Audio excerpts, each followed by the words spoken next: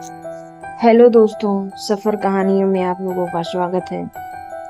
यह जो कहानी आप लोगों को सुनाने जा रही हूँ, वो एक छोटी बच्ची की है जिसने अपना बचपन कभी जाना ही नहीं। जिन बच्चों का बचपन उनका अपना नहीं होता, वो जल्दी बड़े हो जाते हैं। यह एक दिल को छू लेने वाली भावनात्मक कहानी है जो आपको बचपन, रिश्तों और जिंदगी की सच्चाइयों से जोड़ देगी। इसमें एक छवि नाम की लड़की होती है जिससे उसका बचपन छीन लिया जाता है। केवल छवि की ही नहीं, बल्कि उन सभी बच्चों की कहानी है जो हालातों, लोगों या गरीबी की वजह से अपना बचपन जी नहीं पाते। पर अगर उम्मीद बची हो तो वो बचपन लौट सकता है, अपने नाम से, अपने हक से। आज की कहानी है उधार का बचपन। उम्मीद करती हूँ आप लोगों को पसंद आएगा। जिन बच्चों का बचपन उनका अपना नहीं होता, वो जल्दी बड़े हो जाते हैं। पुरानी दिल्ली की तंग गलियों में एक टूटा सा दरवाजा था जिसकी चटक, लकड़ी और झुका हुआ सिरा बरसों से हवा में चिड़चिड़ाता था। वहीं उस दरवाजे के अंदर एक पतली सी परछाई हर सुबह सबसे पहले उठती, झाड़ू लगाती, बर्तन मांजती और चूल्हा जलाती, घर के बाकी लोगों के जागने का इंतजार करती। उसका नाम था छवि।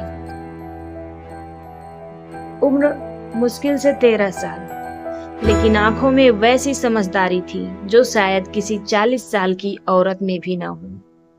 छवि इस घर की नौकरानी नहीं थी, कम से कम कागजों में नहीं। वो भतीजी कहलाती थी। हमने इसे अपने पास रखा है, इसकी माँ नहीं रही, अक्सर मालकिन विनीता मेम साहब मोहल्ले में कहती थी। लेकिन मोहल्ला जानता था यह पाले हुए दुख से ज्यादा कुछ नहीं थी। एक बच्ची जो बस इसलिए इस घर में थी क्योंकि उसकी माँ ने मरने से पहले विनीता से कहा था, छवि को कहीं दर बदर मत भटकने देना। उस दिन से छवि इस घर में थी उधार पर, ना बेटी, ना नौकरानी, ना मेहमान, बस एक काम में आने वाली परछाई। हर सुबह छवि बालकनी से सामने के स्कूल को देखती, जहाँ बच्चे रंग बिरंगे बैग लिए खिलखिलाते हुए जाते थे। वो चुपचाप उस दुनिया को ताकती जो कभी उसकी थी या शायद कभी होगी भी नहीं। तू स्कूल जाएगी?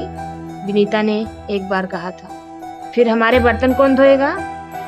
हमारे बच्चे तो जाते हैं स्कूल, तुझे तो भगवान ने सेवा के लिए भेजा है। छवि मुस्कुराई नहीं, रोई भी नहीं, बस चुप रह गई। उसने महसूस किया शायद उसका बचपन उधार पर चल रहा है।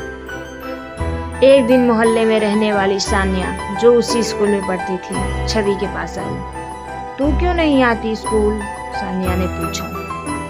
छवि ने सिर झुका लिया। मेरे पास टाइम नहीं होता।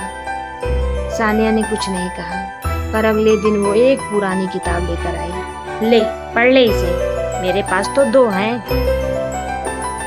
छवि ने वो किताब थामी, जैसे किसी ने उसके हाथ में जिंदगी का पहला पन्ना थमा दिया हो। उस रात चुपचाप सबके सो जाने के बाद उसने मोमबत्ती जलाकर पहला अक्षर पढ़ा, अ। छवि ने अब हर रात पढ़ाई शुरू कर दी। उसने धीरे धीरे सान्या से और किताबें मांगना शुरू की। लेकिन एक रात जब विनीता ने उसे देर तक जागते देखा तो गुस्से में पूछा, क्या कर रही है तू? कुछ नहीं, बस सफाई कर रही थी। वो झूठ था, पर वही झूठ अब उसकी सच्चाई बन गया था। वो अपना बचपन चुपचाप पढ़ाई में टांग रही थी, जैसे कोई उधार के कागज पर कविता लिखता है। छवि ने एक दिन स्कूल के बाहर जाकर स्कूल के हेडमास्टर को एक चिट्ठी दी। उस चिट्ठी में लिखा था, मुझे पढ़ना है, मैं काम भी करूंगी पर पढ़ाई भी, क्या कोई तरीका है? हेडमास्टर ने चौंक कर उसे देखा, फिर मुस्कुराए। बेटा, हमारे पास एक योजना है RTE के तहत, लेकिन हमें आपके गार्जियन की सहमति चाहिए। छवि जानती थी विनीता कभी सहमत नहीं देगी। उस रात उसने पहली बार भगवान से मांगा, मुझे अपना बचपन वापस चाहिए। किस्मत ने शायद सुन लिया। विनीता के बेटे को दिल्ली से बाहर नौकरी मिल गई। पूरा परिवार कुछ महीनों के लिए शिफ्ट हो गया। छवि को मोहल्ले की एक बूढ़ी महिला शांता अम्मा के पास छोड़ दिया गया। शांता अम्मा पुराने ख्यालों की पर दिल की बेहद साफ थी।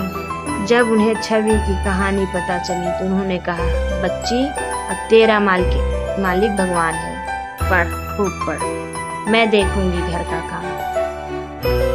छवि अब स्कूल जाने लगी। सुबह 6 बजे उठती, काम निपटाती और फिर स्कूल जाती।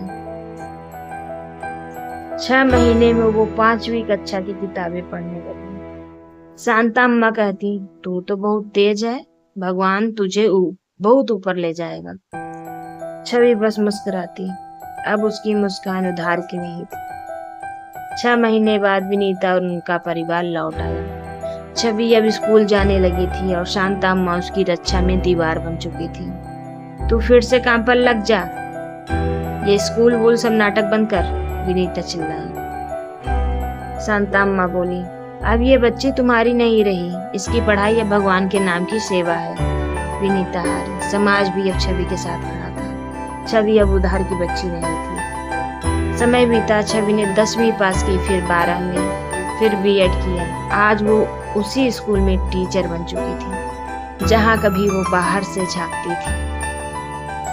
जब उसने अपना पहला सैलरी चेक लिया तो सबसे पहले सान्या को एक नया पेन खरीद कर दिया।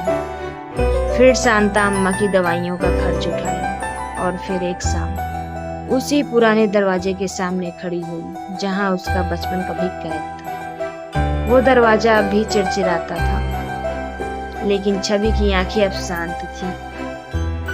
उसने दीवार पर उंगली से लिखा, अब मेरा बचपन मेरा है। तो दोस्तों, कैसी लगी ये कहानी आपको? उम्मीद करती हूँ अच्छी लगी। अगर अच्छी लगी हो कमेंट बॉक्स में ज़रूर बताएं और चैनल को सब्सक्राइब करें। धन्यवाद।